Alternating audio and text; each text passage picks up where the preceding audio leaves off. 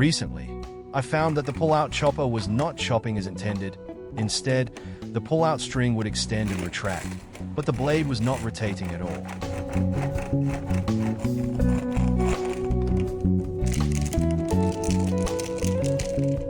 To fix the issue, I started by opening the lid to access the internal mechanism, which consists of several key components.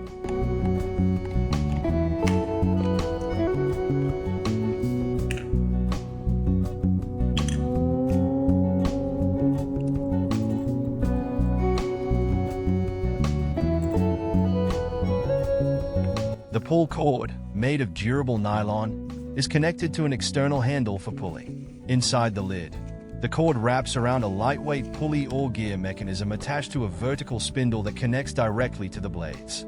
A spring-loaded cord retractor automatically rewinds the cord after each pull. The mechanism also features a ratchet system with 2 locking levers fixed to a plate. When the cord is pulled, centrifugal force causes these levers to open and engage with the ratchet, transferring rotational energy to the blades. Once the cord is fully extended, the spring retracts it, and the locking levers slip past the ratchet in the opposite direction, ensuring the blade spins only in one direction for efficient chopping. Upon opening the mechanism lid, I discovered that the 2 locking levers had come out of their designated positions on the plate. To resolve the problem, I carefully repositioned the levers back into place on the plate.